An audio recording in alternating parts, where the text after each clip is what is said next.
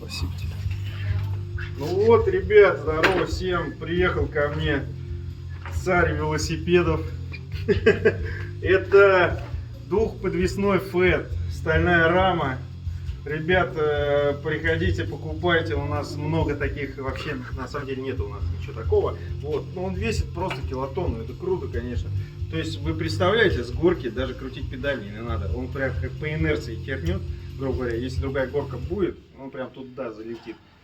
Экономия сил. Все, спасибо.